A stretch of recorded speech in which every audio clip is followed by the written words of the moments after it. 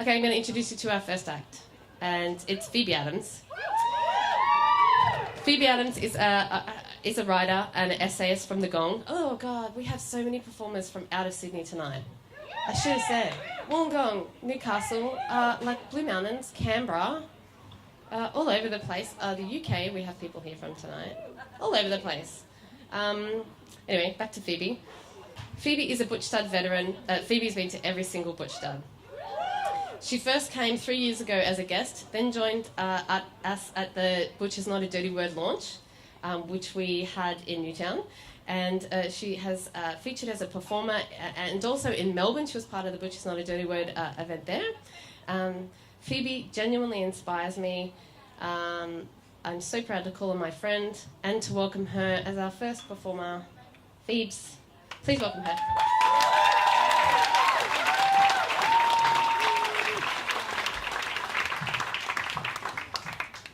Thanks so much for having me, River, and thanks to all of you for being here. I'm so excited to be a Butch Stud again. I thought tonight I'd tell you the story of my first suit. Apart from me and my sister, all the kids on my mum's side of the family are boys. I have 9 guy cousins. So every major family event during my childhood was filled with wrestling, PlayStation, catching lizards in the backyard, Pokemon cards, and the occasional trip to Casualty. It was the best childhood a tomboy could ask for, even though I did most of these fun things in an itchy Christmas Day dress that matched my sister's. Family events had always been a bit awkward for me growing up. Lots of painfully ambiguous blouses and wide-legged pants and underwhelming hairstyles. Getting forced to wear heels that made me clumsy beside my sister and my mum who swanned about in them with ease. But that tomboy has grown up, and there's a new word that I know myself by, or an old word. It comes with a vibrant and resilient history, and an equally vibrant and resilient family.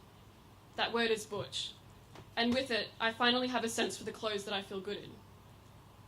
Early last year, when I found out that one of my cousins was getting married that coming August, I decided it was time to buy my first suit. I'd been making do with my good shirts and trousers for any sort of formal occasion, but a wedding was different. My head was filled with visions of myself in something bespoke, tailored to perfection, made out of wool or tweed or something just as fine. I saw French cuffs, waistcoats, Windsor knots, suspenders with the proper button fastenings. My budget didn't really line up with that dream though, so I went up to the local menswear chain to pick over what they had. I'm nervous when I walk in.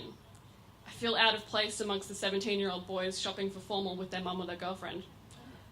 But one suit catches my eye straight away. Slim fit, a rich colour somewhere between navy and royal blue. I slip the jacket on and I'm surprised by how right it sits already. It's going to need altering, but way less than I expected. The even weight of it makes me stand up straighter and puff up a bit in the mirror. The shop assistant notices me. I cringe a bit as she stands there looking me over, waiting for the condescension or straight up disgust I sometimes get from when shopping from places like this.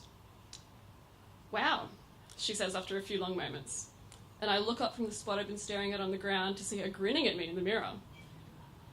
Looks better on you than some of the guys that come in here. Fuck. Alright. They may as well have been the magic words, and I grin back, totally caught off guard, and I sort of scan for that particular femme glimmer in her eye that might have come with a comment like that. It wasn't there.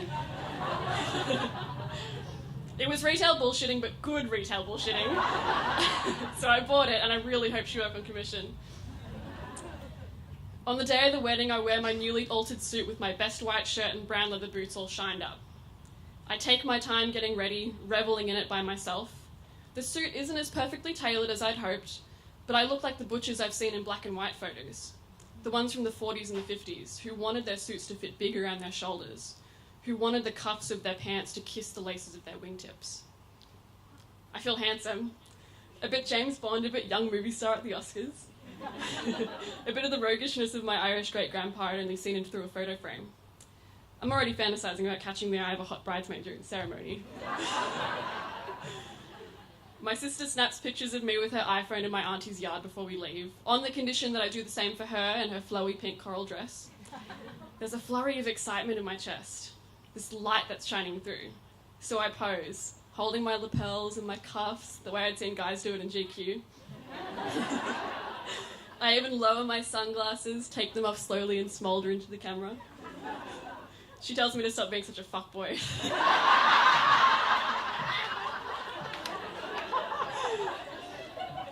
It's funny, and she's right.